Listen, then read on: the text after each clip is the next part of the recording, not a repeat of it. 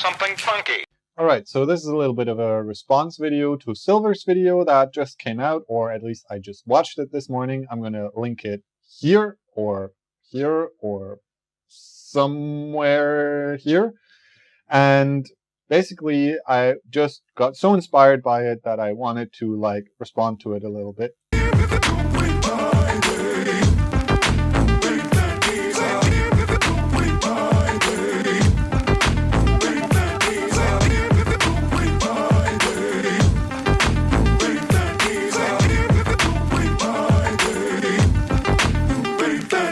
In her video, she's saying a lot of things, and of course, as it always goes, I have a ton of things to answer to that, or that I want to share in response to that, or that I got inspired to think of and now want to share after watching the video. And so I'm going to try to just cram them all in here.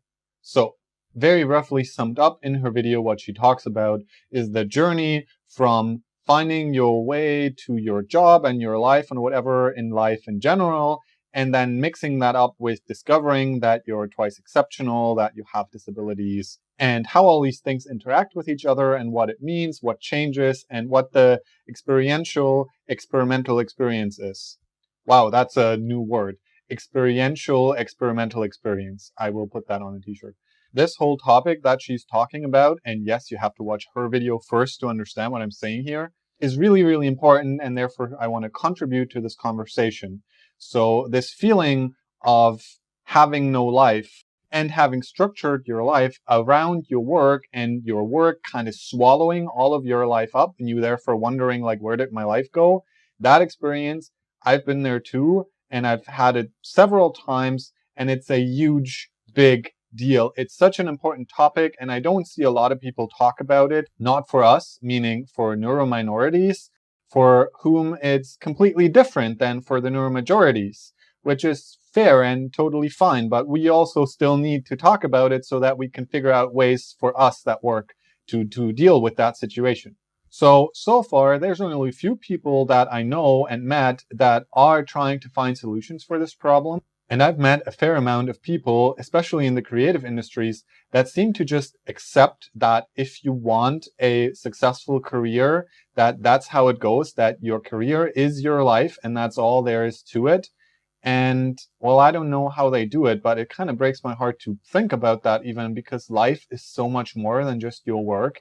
I mean, even if you love your work and if your work is just the right thing for you that you want to do and it gives you a fair amount of money and you enjoy it and everything, there's still a lot in your life that you could and maybe should be doing that is not related to work. And in my opinion, it's way more important than the thing that feeds you. And if you've managed to combine what feeds you and provides money for your family and yourself with something that you're passionate about, then that's great. But I've also often encountered that kind of dependence over time sucked out the passion and all the value for the person out of the activity that they were doing and had chosen now as their career and their job. And finding a way for that not to happen can mean several things. It can mean that you choose a different career. It can mean that you somehow build very stable boundaries and separations between what's your career, job work, and what's the same activity that you're just doing for your own pleasure and recreational type of mindset. And that's partially why this conversation is so important, because finding that right arrangement, that right setup for your life can make or break how you feel about your life, or if you even feel like you have one. So another thing that can happen, and that also happened to me and that she's also talking about in her video, is that maybe you have reached a point where your career is going well, you're having a lot of financial independence, and you think you're at this point of your life where you reached your goals, you have your dream job, everything's going fine, and you're not happy with it. And like she said, you're still suffering, and then you're feeling guilty for having something that so many people work for still or haven't reached and maybe don't even know how to get there, and you have it and you're still not happy with it. And this is a very tricky and dangerous point, because this can very easily lead to you not allowing yourself to realize that what you thought you needed is not what you needed, and therefore then not adjusting your needs and kind of like forcing yourself to stay in this position, which is horrible. It's a tremendous mistake. Maybe it's a mistake you have to make. I had to make it several times, but luckily I've always been able to kind of realize over time that I was actually not happy and that I needed something different. And the good thing was to realize that I had been wrong about what I thought I needed, and then I could adjust to it. And adjustments don't have to be dramatic, at least not all the time. Maybe they do have to be dramatic, but you can still make them in a functional, creative way. So you don't have to like burn all bridges suddenly from one day to another or something, but you can transition out into something new, and you should potentially all your times, because I imagine that the needs of a person change with their life as they change with their life, and therefore it's probably never really a fixed thing. So my point is, I have felt guilty so many times for not being happy with all the things that I already have and wanting something more or something different.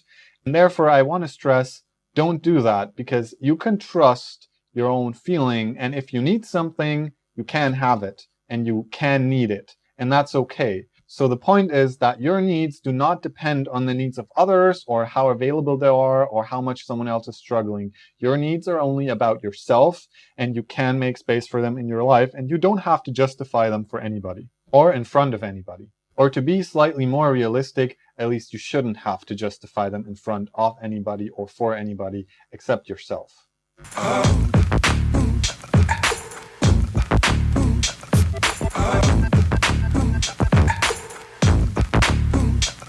So another tremendously important thing that she's saying that I just want to echo here because it's so important is that she's talking about a value setup system in the world of work particularly, and that in this world that we live in, this system is not set up for people with disability or with multiple exceptionalities. And the point is that we all, especially those of us who may not be aware that they have multiple exceptionalities or disability or both, whatever, are looking for ways to cope with the system, and all we find are answers that do not apply to us because they are answers for the majority of people. And therefore, they are not tailored to someone with our needs and with our special limitations and or with our special gifts. So the problem is that then, especially if we don't know about ourselves, we're trying to somehow fit into this, and that's like putting on a shoe that is several sizes too small for you or designed for someone who just has 3 toes. So that's not a good idea, but of course we all do it, and so we have to kind of unlearn a lot of structures, a lot of mechanisms that are by now maybe totally programmed into our behavior, into our brain, in the way we think, and a lot of values that we incorporated that do not actually reflect our own values. They just reflect the values from culture, the values from our society, from our family, whatever, and we need to redo all of this. Of course, that redoing takes a lot of time, and potentially or hopefully it also requires that you have a safe space where you're cared for and where you have a lot of your other needs met, so that you can do that important kind of surgical work on yourself to reprogram and restructure yourself and find what system actually works for you. Now, that's not always the case, so we need to make do somehow with what we can get for ourselves. But being aware that the system that we live in is not necessarily designed for ourselves, and that we are kind of like a different species who has to somehow cope with this environment and then evolve ourselves to be adapted to this environment that was not necessarily made for us, that's such an important point.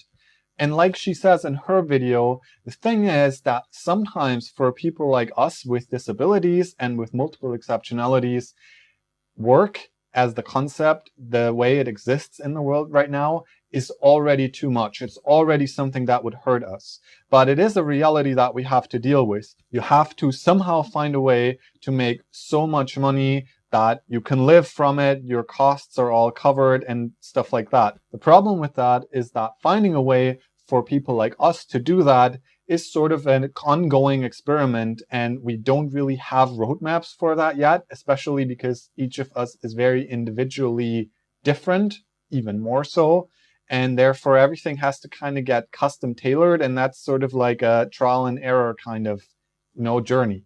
And this journey, of course, doesn't get made easier by having to take place in a system that's not necessarily understanding or supportive of people like us. And that's another reason why it's really important to know as much as you can about yourself.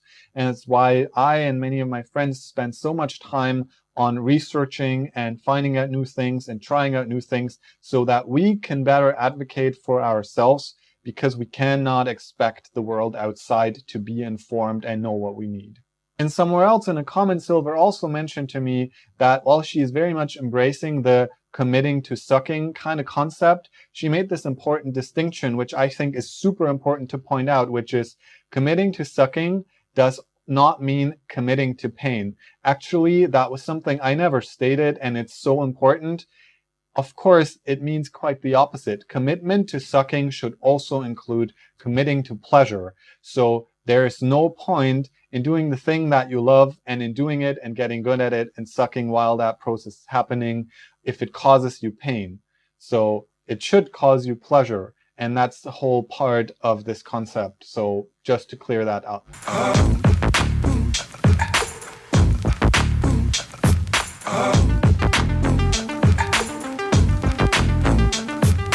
So another important thing is to be aware that if you don't know how to do something, you cannot go and look for a plan. It means you do have to experiment.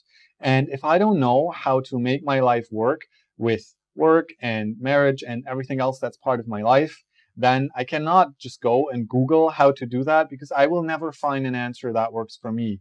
I'm actually at the forefront of a field that has not been developed further, so I do need to experiment and find my own solutions. I know this is a very uncomfortable place to be in, or at least it is for me. I like to find answers for questions I have that are already there and fully formulated, and I can just follow them. But in places like this, where that doesn't really exist, it's really important to muster the courage to start experimenting and to know that you're going to fall on your face and that that's part of the process. But it's the only way that you can ever find a way that does work for you, where you don't fall on your face, that gives you the freedom and the pleasure in life and all the good things that you deserve to have.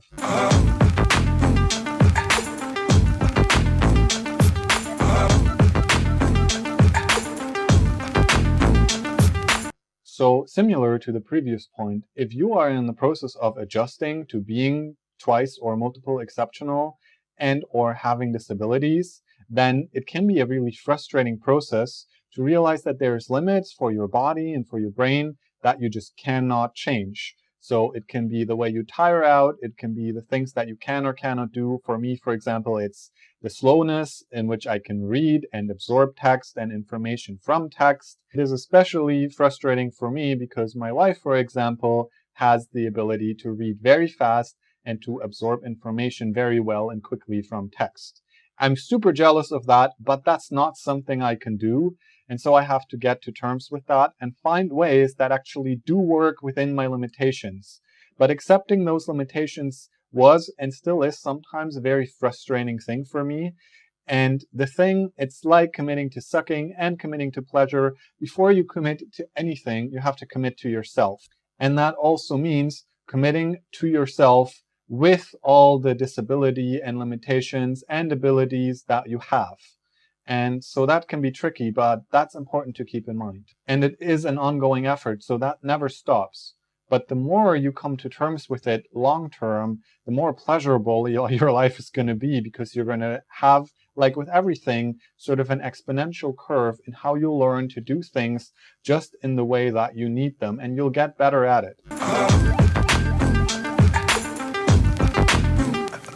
Something else that I want to share from my perspective that she also mentions in her video is I used to try to have lots of to-do lists and to structure my life so that I would get everything done, which is like everything official I had to take care of, everything business related I had to take care of.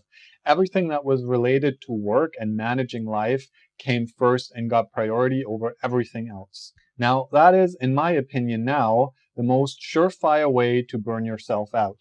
Especially when you might, like she mentioned, think that you're burning out, but really you're just not respecting the limitations of your disability or of your multi or twice exceptionality. So the thing that I started adapting is another concept with a funny name. I don't know who came up with the name anymore, but we call it eating the raspberry first. So where that originates from is I really like raspberries, and I used to believe that, like many people in our Western culture, when you have a plate with lots of good stuff on it and lots of stuff that you don't like so much, like for example, let's say spinach or lettuce, you eat the thing you don't like first, and then you save the best thing for last so that you can end on the perfect bite. The problem with that idea is that if you follow that and you have more on your plate than fits in your belly, you're never going to reach that perfect bite. And so it's a constantly overfilling, frustrating, energy-consuming principle that you follow because you picked it up at some point and maybe you never questioned it, or maybe you believe in it for other reasons. But the point is that eating the raspberry first is necessary, especially when you have limitations and especially if you are a neurominority, because you need that raspberry, that thing that you love, that fuels you, to fill up your battery so that you can do at least part of the other stuff.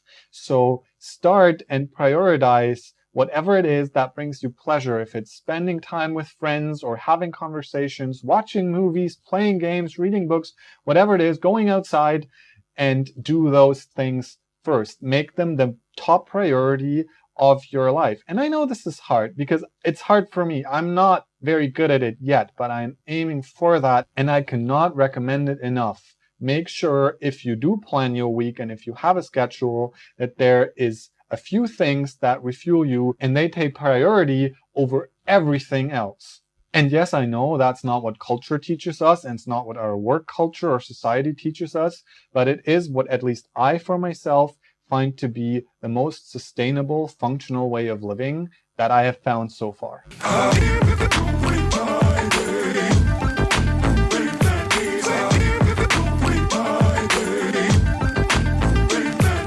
So lastly, I think Silver makes an excellent point about saying that it's often that we can just see the perspective of famous people after they've become famous, and that there's now more than it used to be, but still not a lot of sharing of the process and the day-to-day of those respective people. So it's harder to extract information for yourself on how you maybe at least try to get where they are at or to a similar point.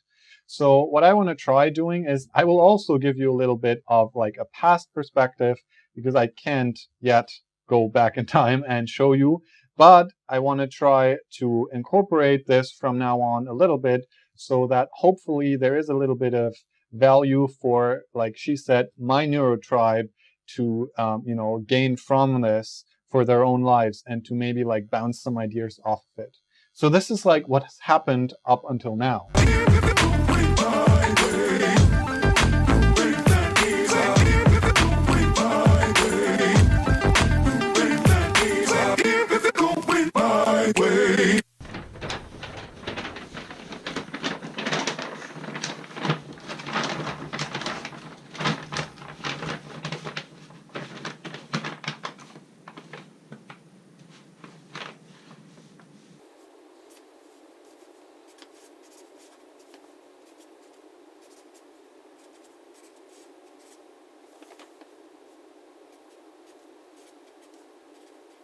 So basically, there was me a long time ago, and I was in this conundrum of having on one hand the desires and passions of my life, the things that I love to do, and on the other side, knowing that I have to find some kind of work and make money.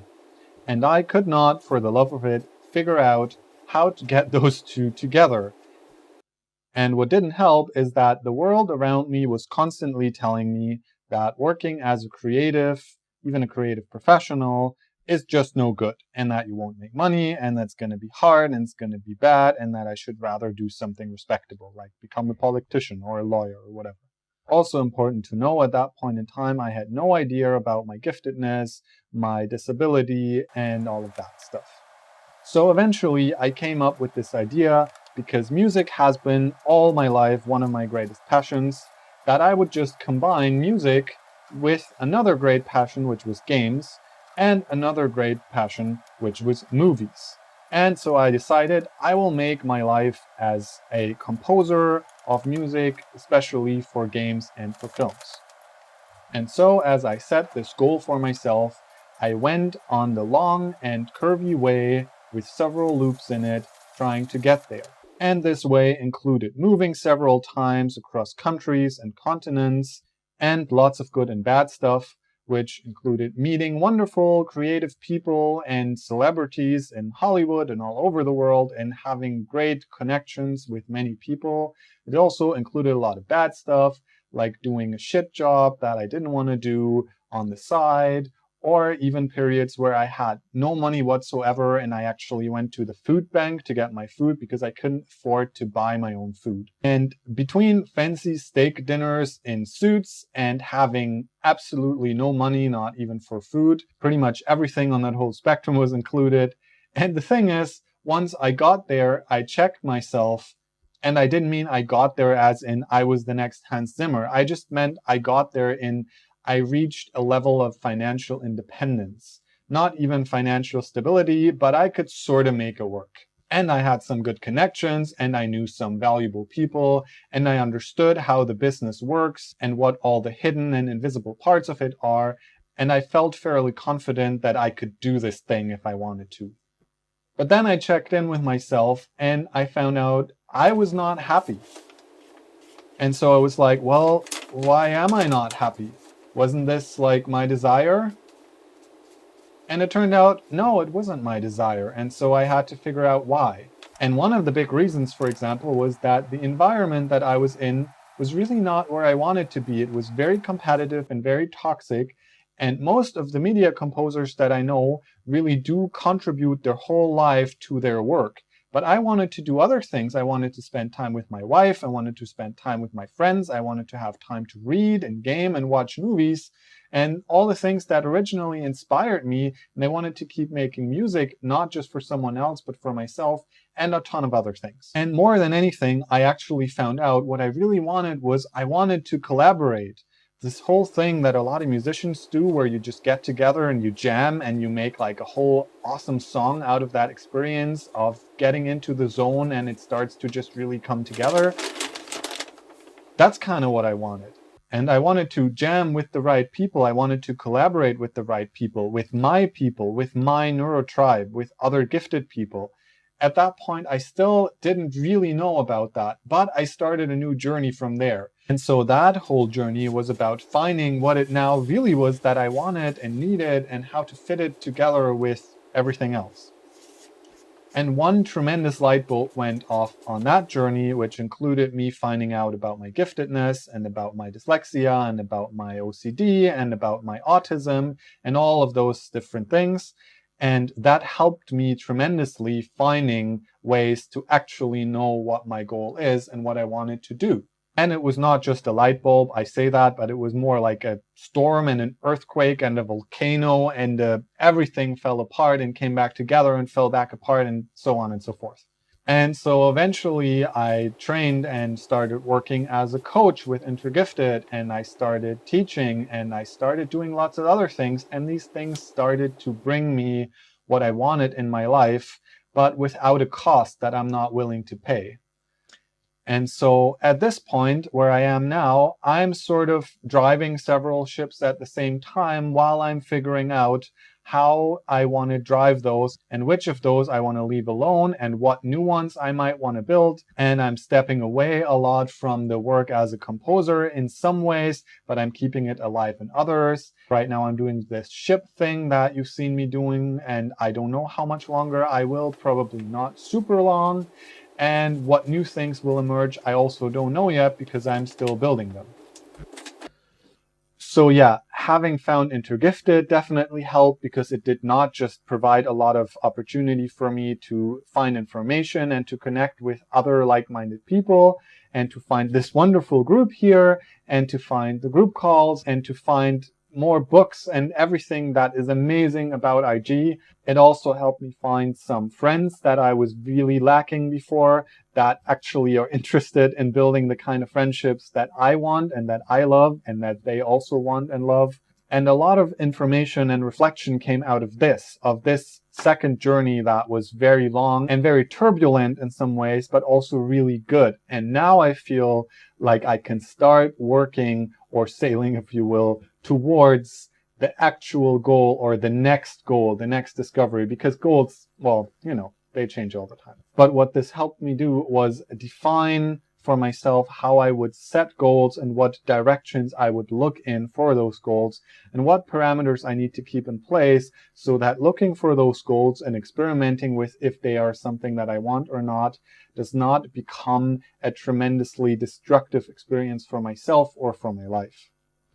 And in terms of my work life, I find working with people as a coach or a mentor or even as an instructor so much more rewarding than I ever thought. And it all kind of depends on who I'm working with and who the people are that you work with. So I still also work as a composer, and I still love making music, and I love making these videos, and I love tons of stuff. But I don't try to make this into this single-focused, career-driven thing. But I'll figure it out, like Silver also said, as I go, and then things will emerge. And letting things emerge takes a lot of courage, takes a lot of trust in yourself, which I know isn't so easy, or at least it's not for me. But I just want to encourage everybody to sort of stay at it, because it is the right way to go, at least in my very humble opinion, which, is nothing more or less than that. The truth is, that really shows what happened. If you came to groove, there's no reason to prove.